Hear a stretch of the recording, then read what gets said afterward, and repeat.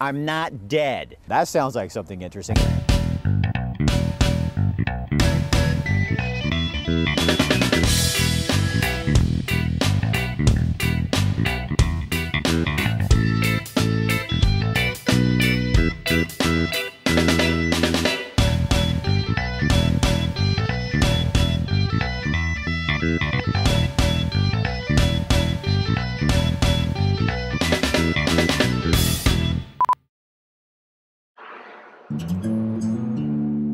Few people simply pass through Wallowa County. It's not a highway to any place else, but a road to a particular destination. A part of Oregon many valley dwellers have heard of, but few have experienced for themselves. Pictures, video, and the interviews you will see can entice you, but in person, Wallowa County will connect you. I really don't think that there's been a new stick-built house built in Lostane in probably 40 years. Small slow traffic as visitors make their way to the end of the pavement, to the very edge of Oregon. Those who live here will fight to keep it this way. Slightly touched, underdeveloped, wild, and unknown. No, we're very clannish. We don't come to visit, that's fine, but don't. A county with not one stoplight. Not one. Fast food, not welcome either. People here don't want fast food. The local restaurants, everybody has their favorite. And they don't branch out a lot. What is Wallowa County? Who lives here? What you see is here. Who stays in this land commonly known as Switzerland of America. 3,152 square miles of craters, prairie, hillsides, rivers, and those mountains. 7,220 folks call this county home. That's fewer than live in the city limits of Cottage Grove. I've lived here all my life and been what you call a hillbilly all my life. Not everyone is a self-proclaimed hillbilly.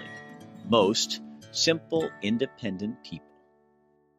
I think the pace of life here, it's kind of kicked back, not very frenetic, you know. Small towns? You bet. For me, it's still the lifestyle, the surroundings, and the people. I just enjoy it here. A place where wide open space is more important than a savings account. A spot you eke out a living, much like those before you did. I do odd jobs for people. I did. I've kind of quit doing that. Few complain. It's the cost of living here. Wallowa Lake brings the tourists, always has. Legends of a monster 180 feet long living at the bottom of that lake, not enough to scare people away. First sighting, 1885. The last, later. Quiet for now. As we visit the different towns, you will hear reoccurring themes. I live in that subdivision up there, and we got a bunch of outsiders moved in there. I can't say that I'm happy about the situation at all. Don't be offended. What do you think of liberals? Not too good. Those mountains, this land, worth protecting. But keep your ideas to yourself. What do you think of environmentalists? Oh, we don't like environmentalists. The old, the new, protected, guarded by tradition and those mountains. Wallowa County, the not-so-wild West, the edge of Oregon. We're at the end of the road. We're at the end of the road. It's a place you come back to.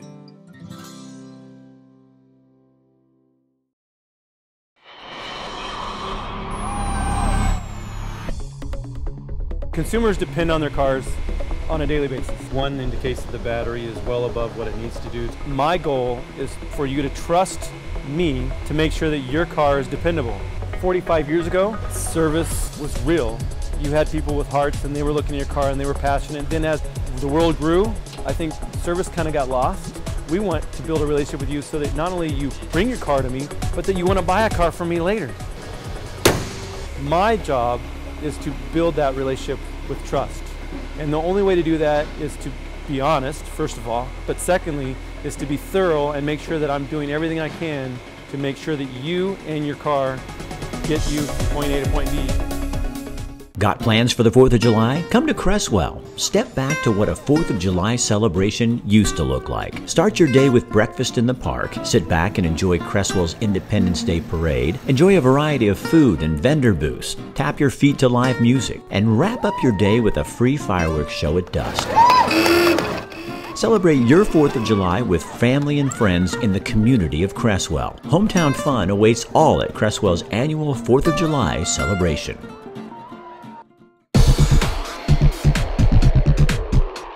Credibility is huge. I mean, you put the facts together and you tell the story, the complete picture, then that builds your credibility. Trust is key, because if they don't trust what it is that you're doing every single week, then they're not going to subscribe to the paper, they're not going to buy the paper, they're going to look for other sources to find the news that they want. The best way to stay informed is pick up the paper, and if it's not in the paper, let us know that it's not in the paper so we can go find who we need to get that story. It is about them. It's about the community. That's what the paper is. It's the community paper for Cottage Grove.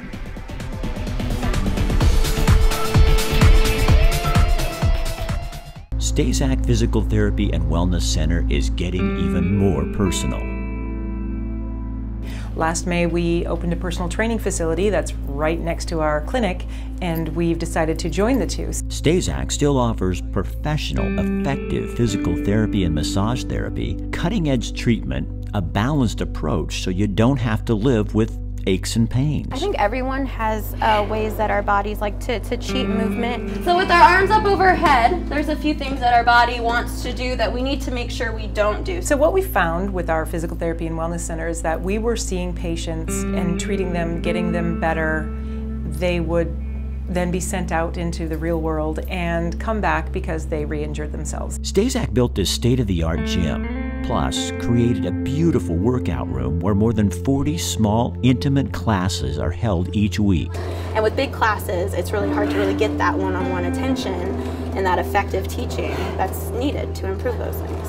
We offer core line, fit fusion, yoga, reformer Pilates, total bar class. Elbows are up on a shelf. I love treating in a small group. It's just a whole lot easier to keep your focus on people's form, which really has to come first in the workout room. You know, I feel better like all day long, and you move more efficiently through your day, and you can get more done, and your body doesn't get as tired. You're just in better shape. You feel great. I think that's where we stand out. We don't just try to pack the room. You know, we keep it small, and our students know that, and they appreciate that because they get that one-on-one attention that they need. All of it together just lets it be more of a one-stop shop for people. And you come in, your body gets treatment if it needs treatment, it gets training if we're weak, it gets flexibility from yoga and core line and things like that. And all that comes together again just for better efficiency of movement, and that leads to less injury and better results. Massage therapy, physical therapy, small classes, and one-on-one personal training. And Stazak continues to reach out to even more people with new creative ideas. What's next? Something for new moms. We decided to put together a mommy-baby class, and it will be like for the carriers, or if you can hold your baby in your arms. And we're going to have a great little dance class for mommies and babies. So the moms can get out, exercise, socialize, which they desperately need to do, and feel good about what they're doing. They come for personal training and the small group fitness classes because they know they're being taken care of, and we're going to make sure they're doing it the right way.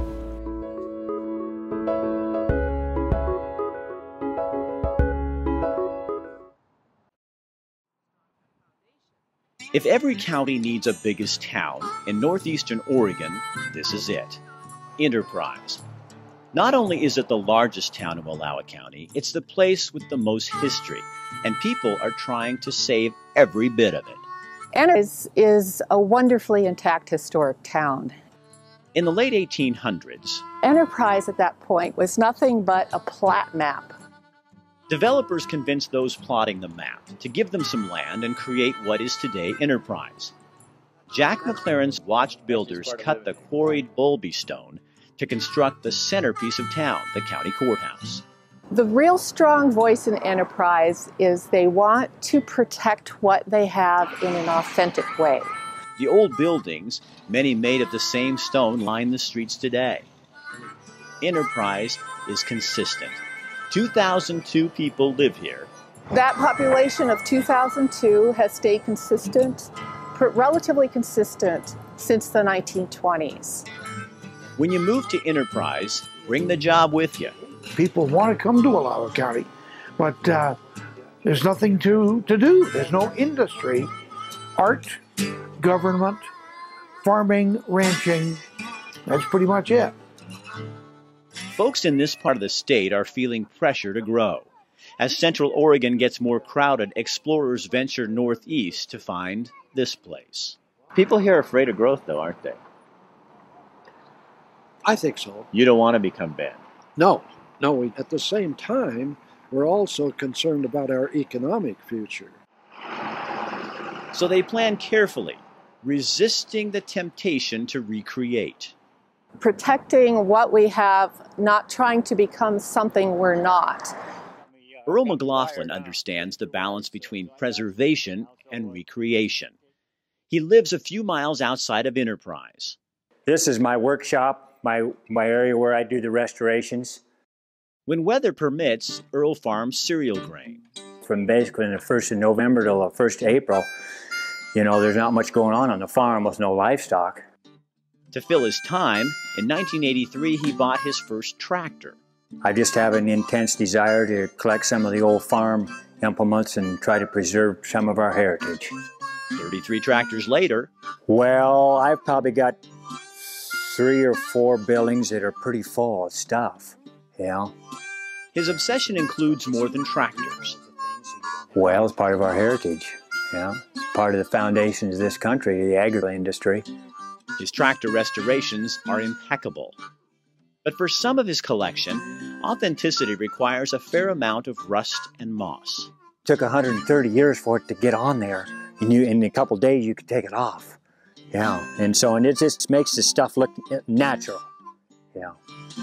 Farmers are his detectives. They hear about an old piece of equipment and give him a call. Sometimes Wallowa County seems so close. Okay, now this shows you what a small world we live in. I'm in Enterprise, Oregon, in the northeast of Oregon, talking to a farmer I've never met before.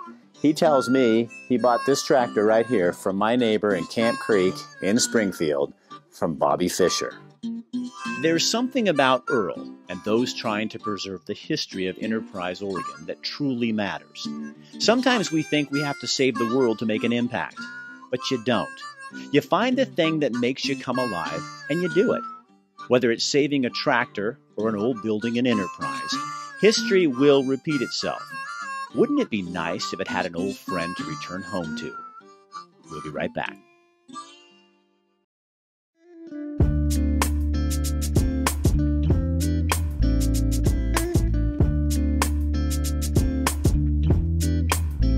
Hi, I'm Rick Dancer. Welcome to What's Happening in Downtown Eugene. And what's happening in downtown Eugene is art.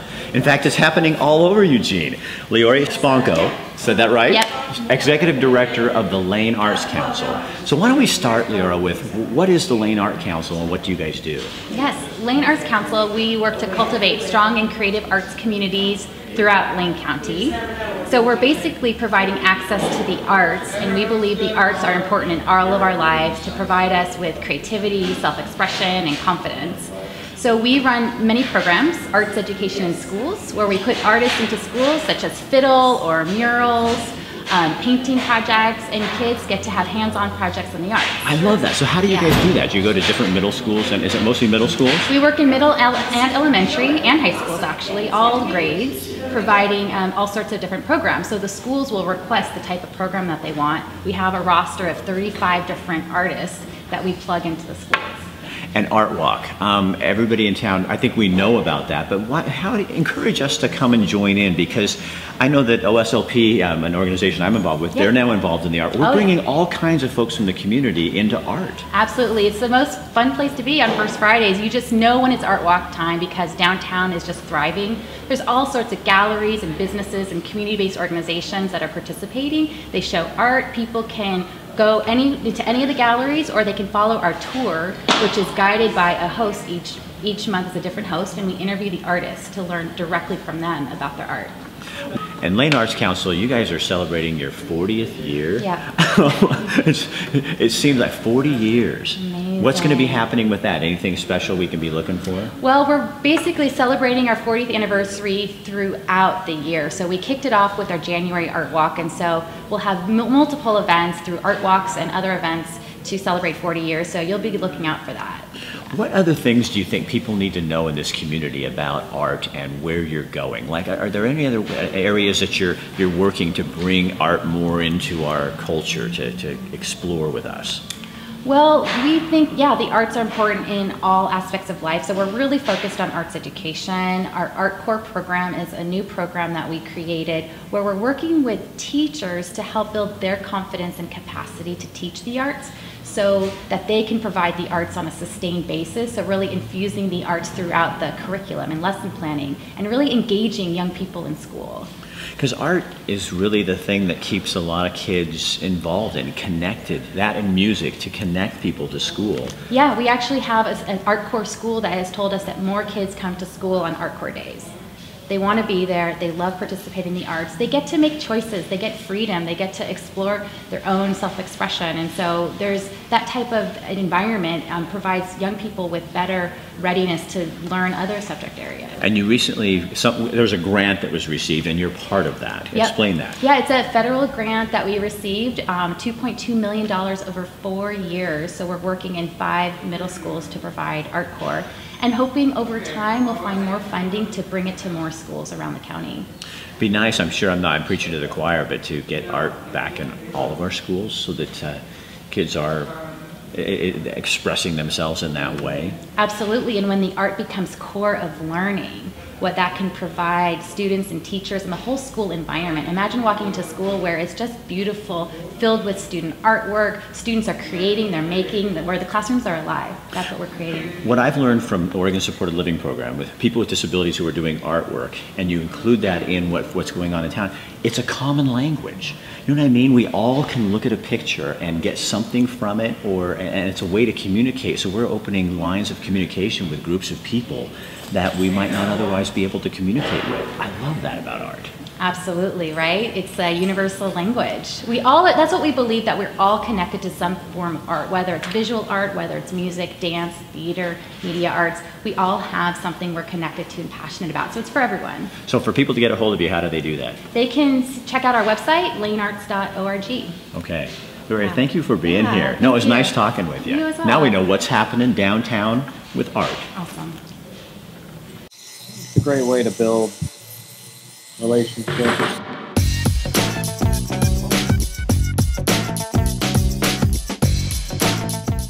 If you're looking for a barber who understands the art of cutting hair, Francesco Michelli is the man. This guy really knows what he's doing.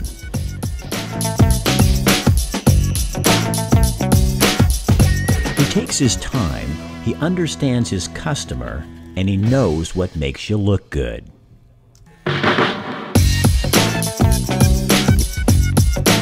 They even do the little extras, like a straight razor shave to get those little hairs off of all those places. Yep, even the top of ears. I'm telling you, if you want a good haircut, somebody who knows what they're doing, a true artist, go to my barber. Fresh cut. Francesco Michelli. He's the man. 541-357-6903.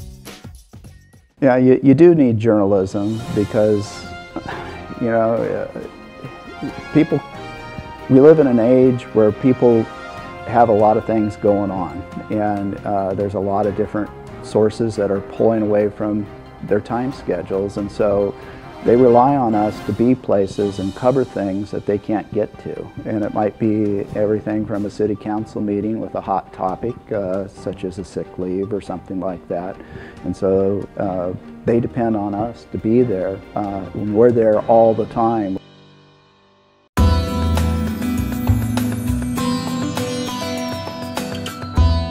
I tell people I have the best job in the world, you know, to hold a letter written by George Washington when he was president of the United States. I mean, how many Americans get to even just do that, you know, and to be the person who takes care of that material? You know, it's a fabulous job. It's like all stored away in our stacks, you know.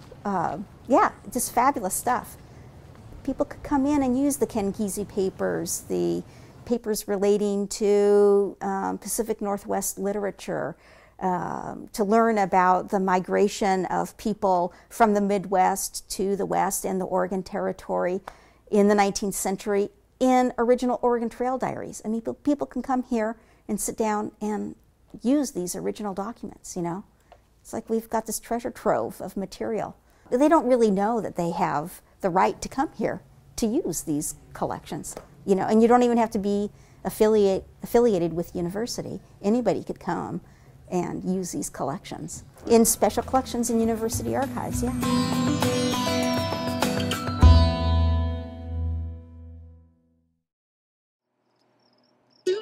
Nestled beneath the majesty of the Wallowa Mountains is the county's most famous town.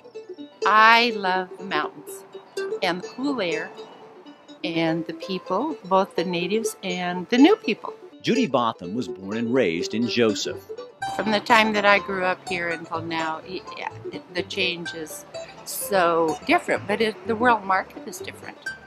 Joseph is the tourist attraction in Wallowa County, the town and the lake nearby. It wasn't much of a town until the bronze foundries came in. Now it's quite commercial, attracting artists from all over the world. Some locals think Joseph is just too much. They think we're quite commercial, and there is some of that, but then there's also being able to make a living in a beautiful place that you want to live. Joseph attracts newcomers like Nancy Holen. Well, I work 2 jobs. I get paid for 1. It's a very prominent thing around here.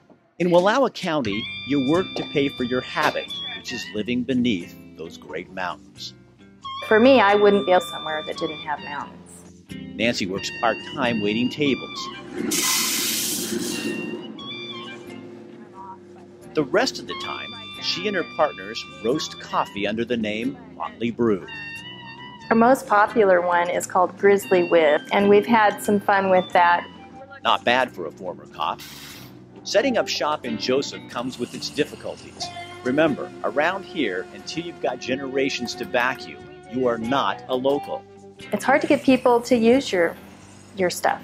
You know, you're a new company, they don't know you or anything about you, and of course we weren't from here either, so we weren't locals. The grocery store sells the Motley Brew coffee, and so do some of the bed and breakfasts. In the meantime, the crew will just keep grinding away. We're ready, set, go.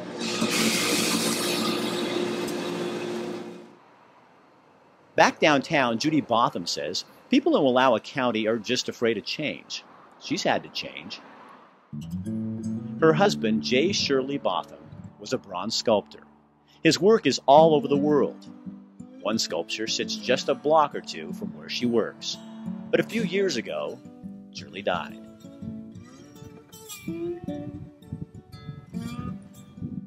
His chair sits at the cemetery, looking at the view he loves so much, those mountains. Judy couldn't refuse change. Death will do that to you. Trade-offs, the big picture. She says people would do better to take the focus of the future off of themselves and onto the greater good. It's going to happen. And that's just progress, but there can be progress with favor and class. Joseph, Oregon, the place of winding rivers.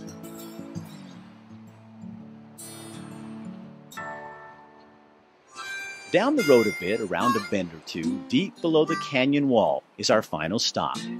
The pavement ends here. Okay, this morning we're in Imnaha. Now that's 3 syllables, Imnaha. You have to say it that way or people in town will laugh at you. Right behind me, that's the tavern and the store. And everybody tells me if you want to know what's going on in this town, you got to go to the unofficial town council. It's a bunch of old guys who meet here every morning and have coffee. So we're going to go in and see if they'll talk to us this morning. She brings the whole gunny snap full of stuff down by the flank. No, I have fun. Her mouth gets her in trouble. Bill, Hank, Doc, Alizar, Rich, Weldon, Bob, and Roland. This is the think tank of Imnaha. This store, see, this is a lot older than I am. And this store was originated, back in late 1800s, see. Heather Tansey's folks own the tavern. This is it. There's nothing else, really. This is mostly what people come to see. Yep, this is what you call tourism in Imnaha. On my carpal tunnel if it gets to bother me. The board of directors, or whatever they are, talk politics, road closures, and who done what. They don't solve the world's problems, but they talk about them. They're all so friendly and they just, everybody knows everybody. And they're just really nice, and it's nice to have people who care. Bye, guys. Weldon Witherite is 79. I came back because I grew up here and I like it down here. He still picks up odd jobs. Everybody in Imnaha does. It's just what you do. No hustle bustle. That's the thing I like about it. And it's just a good place to live, I think. Good place to live, they pack you off. When I'm coming down this canyon here, I mean, it's like, I get about halfway down, it's like going into a different world. I mean, to me, this is Shangri-La. Alizar Holiday is 69. He belongs in Eugene, trust me. He's at home in Imnaha.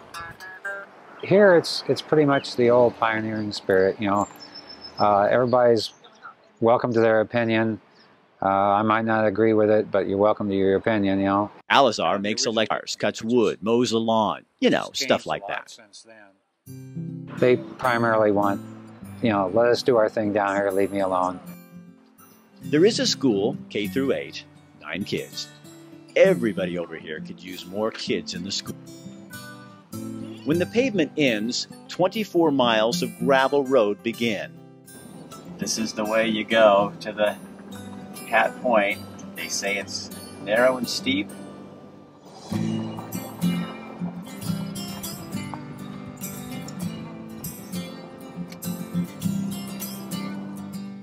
What a ride.